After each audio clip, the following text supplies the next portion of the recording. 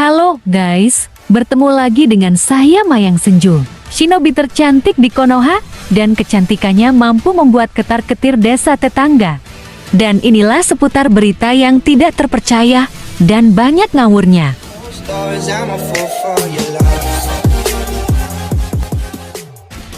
Berita kali ini adalah kabar dari Hokage kedua, yaitu Tobirama. Kita tahu bahwa beliau tewas karena kehabisan cakra saat melawan Ginkaku dan Ginkaku. Nah, kali ini kita akan mengulang kejadian tersebut. Pastinya kalian penasaran? Baiklah, langsung saja, sekidot.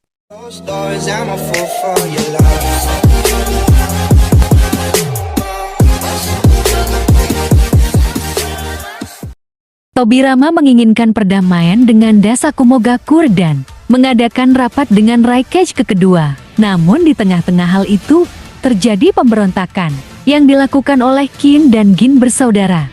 Nah, di tengah kekacauan, Hokage mundur dari sana karena mereka tidak berhak mengikuti urusan internal Kumogakure. Orang-orang Konoha tidak boleh ikut campur.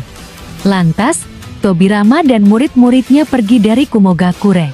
Tak lama kemudian, Gin dan Kin telah membantai pengawal Raikage. Disinilah Ginkaku berkata memiliki kesempatan untuk menghadang Hokage Konoha dan timnya. Mereka pun langsung memanggil pasukannya dan segera mengejar Tobirama dan timnya. Sementara Hokage kedua dan tim berhenti di hutan untuk bersembunyi. Seraya mengatur strategi, Tobirama menyadari bahwa mereka sedang dikepung oleh Ken dan Gin dengan pasukannya yang tidak sedikit. Hokage kedua memutuskan untuk menjadi umpan, supaya timnya bisa pulang dengan selamat ke Konoha. Setelah itu Tobirama memutuskan Hiruzen sebagai Hokage ketiga. Tobirama dengan tegas menyuruh murid-muridnya kembali ke Konoha, meski awalnya mereka menolak.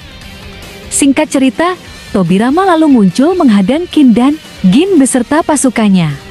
Tobirama bertanya, apa alasan mereka menyerang Konoha? Ginkaku mengatakan bahwa mereka yang akan menjadi pemimpin Kumogakure selanjutnya. Ginkaku menambahkan bahwa tidak percaya dengan Konoha sebagai aliansi karena itu sama dengan penghinaan. Mereka berniat untuk menguji kemampuan Hokage kedua, menunjukkan bahwa Kumogakure adalah yang terkuat. Jika mereka menghabisi Tobirama, artinya Kumogakure lebih unggul, dan Konoha harus tunduk kepada mereka. Tanpa banyak bicara lagi, Gin dan Kin menyerang Tobirama, dan mereka bertarung. Tobirama mengantisipasi serangan mereka dengan Kage Banshin, lalu menahan serangan mereka. Serangan Ginkaku pun tertahan, bahkan dirinya kewalahan, sehingga Ginkaku memerintahkan pasukannya untuk ikut menyerang. Salah satu Kage Banshin Tobirama mengeluarkan jutsu air, dan ada juga yang mengeluarkan pedang. Pedang Raijin, kata Tobirama. Ginkaku yang melihat itu, menganalisa bahwa Tobirama akan mengkombinasikan air dan petir. Dia tertawa bahwa desa Kumogakure menganggap elemen petir adalah elemen dasar mereka. Jadi, serangan itu percuma dan akan sia-sia. Tobirama menjawab, karena itu aku menciptakan pedang ini, dan muncullah pedang yang berkilat petir.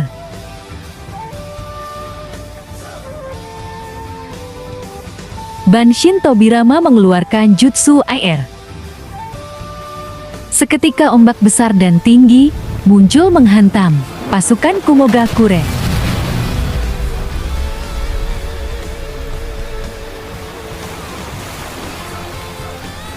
Lalu salah satu Banshin Tobirama yang sudah memegang pedang Raijin mengarahkan pedangnya ke depan, mengkombinasikan jutsu.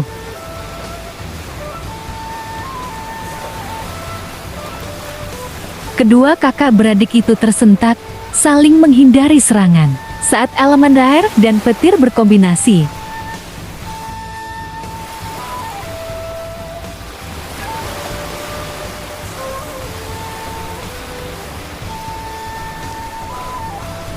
Dan akhirnya pasukan Kumogakure habis, tak tersisa hanya Ken dan Gin yang bisa selamat meski terluka parah. Mereka mencoba berdiri dan berkata bahwa Tobirama telah memiliki niat untuk mencurangi Kumogakure.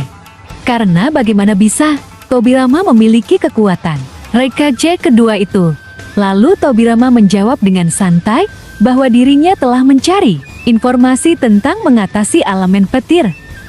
Elemen yang lebih efektif daripada elemen angin, dan itu elemen petir milik Raikage kedua. Elemen petir kuning.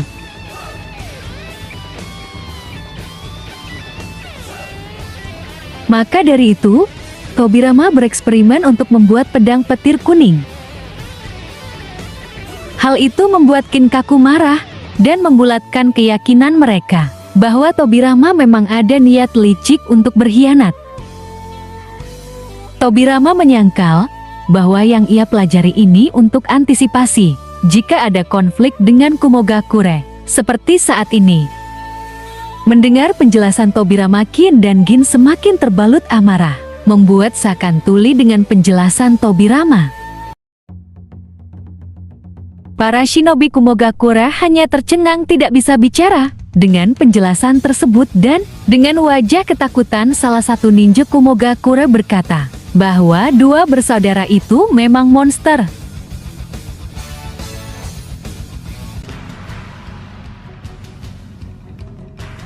Kembali ke pertarungan Tobirama dengan Kinkaku dan Ginkaku, terlihat jelas bahwa Tobirama kelelahan. Lalu Ginkaku berkata bahwa pedang Raijin itu memang hebat. Hanya saja itu tiruan, petir kuning milik Raikage lebih kuat dari itu. Tobirama mengatur strategi dengan mengandalkan cakra yang tersisa, karena lawannya terlalu kuat, sehingga pedang tersebut tidak mempan. Tobirama berniat untuk menyerang dengan berkontak langsung antara pedang Raijin dengan tubuh mereka agar lebih efektif. Namun, Kinkaku dapat menghindari serangan tersebut. Lalu, mereka saling menyerang. Semua serangan bisa diatasi oleh Tobirama. Hanya saja dia semakin kelelahan, karena dia tahu dengan cakra yang tersisa ini, dia tidak akan bisa melawan mereka berdua sekaligus. Lalu, Tobirama mencoba mengalihkan perhatian mereka, dan dia mulai untuk membentuk segel tangan. Sementara di desa Kumogakure, Raikage ketiga berkata bahwa Kinkaku dan Ginkaku memanglah kuat. Bahkan dirinya bukan tandingan mereka.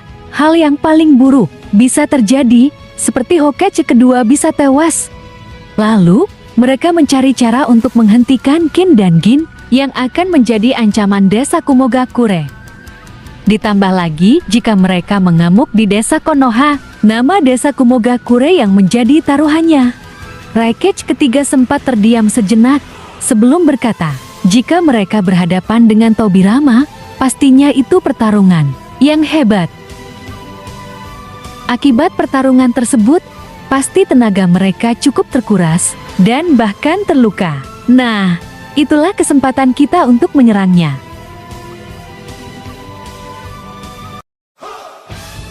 Muncul cakra merah dari tubuhnya dan berubah menjadi Kyuubi, membuat Tobirama tersentak melihat itu.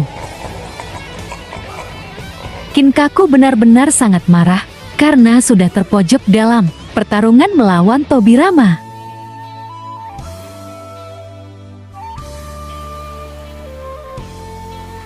Hokage kedua berkata bahwa mereka sangat berbahaya jika dibiarkan tetap hidup karena akan menimbulkan kerusakan lebih banyak lagi.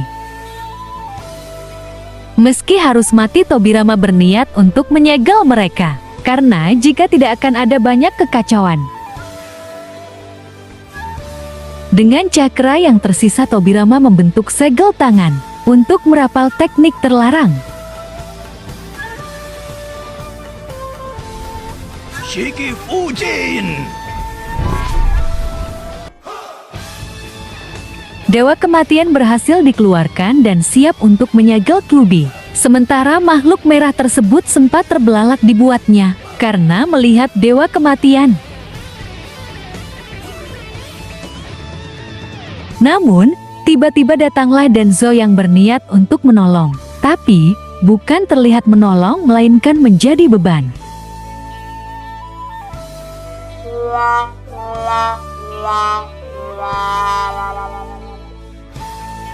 Kinkaku yang sudah berwujud Kyuubi melihat Danzo hanya seperti ketombe yang mengganggu dan langsung menyerangnya. Danzo hanya terdiam saat bom biju mengarah ke arahnya.